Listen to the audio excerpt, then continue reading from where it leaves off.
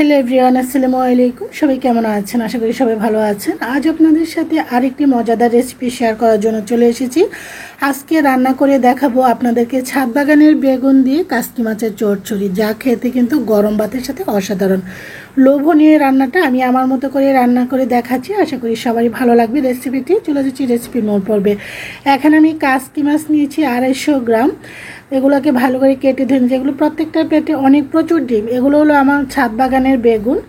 তো আজকে ফ্রেশ বেগুন দিয়ে কোনো রকম মেডিসিন ছাড়া লোভনীয় রান্নাটা করবো। নিয়ে নিচ্ছি 1 কাপ পেঁয়াজ, দিয়ে দিচ্ছি লাল মরিচ গুঁড়া 1 চামচ, 1 চামচ হলুদের গুঁড়া, স্বাদ অনুযায়ী লবণ, 1 চামচ রসুন বাটা। এখন তেলটা পরে দিব, তেলটা হাতে লেগে যায়। তো এই জন্য প্রথমেই প্রত্যেকটা জিনিস ভালো করে মেখে নিচ্ছি।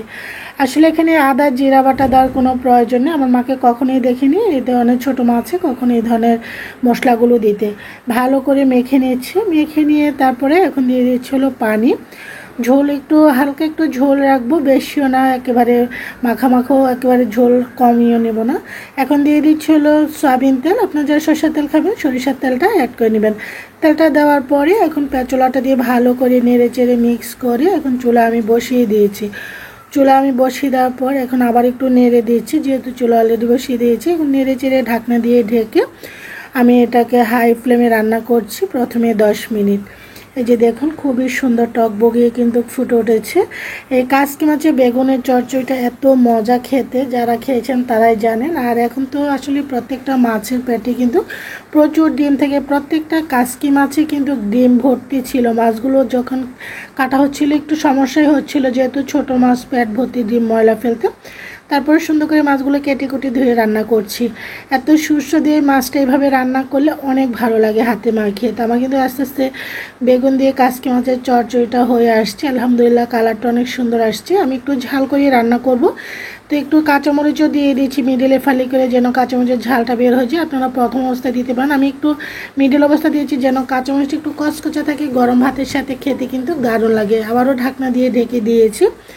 তো আমার কিন্তু বেগুন দিয়ে কাসকি মাছের চচ্চড়িটা হয়ে গিয়েছে। কালারটা কিন্তু দারুণ এসেছে। ঝালটা আসলে যে যেরকম খাবেন, যার যার পছন্দ অনুযায়ী কিন্তু ঝালটা দেবেন, কারণ কেউ বেশি কেউ কম খেতে পছন্দ করেন। এই যে দেখুন কাসকি মাছের ঝোল আর কমাবো না, এখন নেড়ে চেড়ে নিচ্ছি। খুব সুন্দর কিন্তু বেগুনগুলো কিন্তু গলে গিয়েছে, একদম আছে। তা আসলে বাজারে বেগুন অনেক সময় কিন্তু গলে যায়। তো এখানে তো কোনো মেডিসিন নেই বেগুনের মধ্যে, একদম ফ্রেশ টাটকা বেগুন, ছাদ বাগানে সে টাটকা বেগুন দিয়ে আজকে এই কাসকি মাছের চচ্চড়িটা রান্না করছি। আমার হয়ে গিয়েছে, আমি 5 মিনিট রেখে চলে যাচ্ছি সার্ভ করার জন্য। আমি এখানে একটা সার্ভিং প্লেট নিয়েছি। এখন বেগুন দিয়ে কাসকি মাছের সেই চচ্চড়িটা আমি সার্ভ করে নিয়েছি। তো দেখতেই পাচ্ছেন আমি কিন্তু একটু গায়ে গায়ে ঝোল রেখেছি, একেবারে শুকনো করে ফেলিনি বা বেশি ঝোলও রাখিনি। আলহামদুলিল্লাহ, এত মজা হয়েছিল খাওয়ার পর। যেহেতু আমি এডিট করেছি, অনেক মজা হয়েছে। উপরে একটু ধনেপাতা দিয়ে দিচ্ছি, বিলেতি ধনেপাতা। আশা করি আপনারা এই লোভনীয় যে কোনো ধরনের গুঁড়া মাছ বেগুন দিয়ে রান্না করে চচ্চড়ি করে খেতে পারেন। আশা করি সবারই ভালো লাগবে, যারা এভাবে কখনো খাননি। ভুলকুটি হলে ক্ষমা সুন্দর দৃষ্টিতে দেখবেন। সবাই ভালো থাকেন, সুস্থ থাকেন। আল্লাহ হাফেজ।